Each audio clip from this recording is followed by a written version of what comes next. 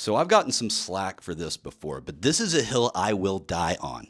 99% of all the breaches out there, they're not caused by 0 days or the exploiting of vulnerabilities. It's about misconfigurations, folks. It's about human error that we need to be worried about. Really, it does not matter how secure a product is on paper. If it's implemented incorrectly, it's going to be vulnerable. And I will demonstrate my point with today's first story. So a global retail organization has just confirmed a significant data breach resulting from a misconfigured AWS S3 bucket. Now, no word on who the retailer is just yet. I feel like they're waiting to announce that part after the SEC filing and maybe after they fire a few of their cloud engineers. But anyway, this leak comprised of over 90,000 internal documents. This includes sensitive data like supply chain diagrams and PII of their employees.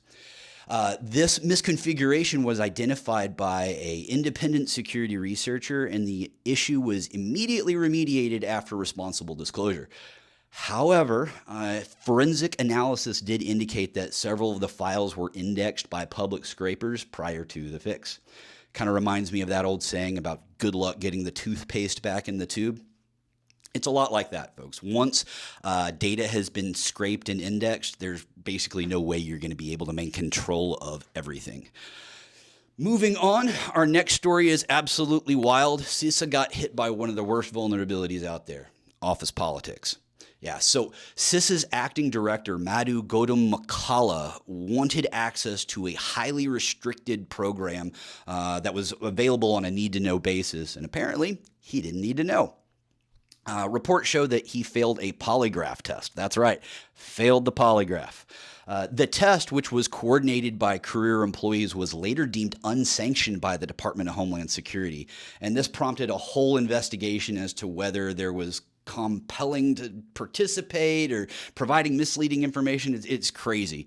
It sounds like, too, that senior staff had previously advised him that less sensitive alternatives were available, and previous deputy directors operated just fine without this level of access. However, Gautam Makala insisted and actually submitted a second request after the first one was denied.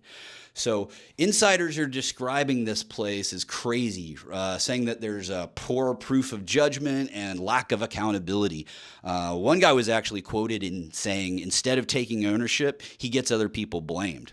So as of now, I believe there are 6 members, including CISA's chief security officer and deputy chief of staff. They've been placed on administrative leave, and they've had their security clearance suspended. So, yeah, that's pretty crazy. And frankly, I expect there's going to be some turnover to come in the weeks and months to come. So, yeah, crazy stuff coming out of CISA. All right, our last story of the day, folks.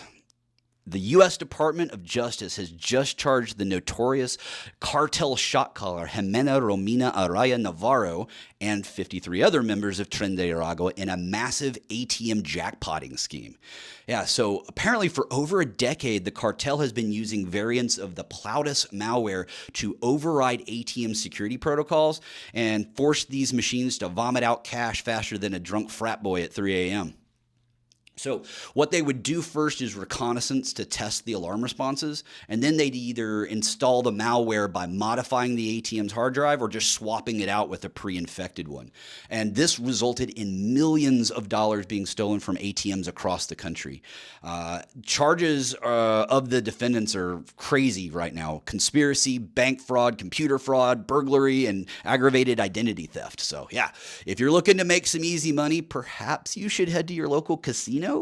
I mean, yeah, it's not going to jackpot you like an ATM would, but hey, at least you're not going to end up behind bars. So, with that said, folks, that wraps up our today's stories. This is Andy Thompson signing off.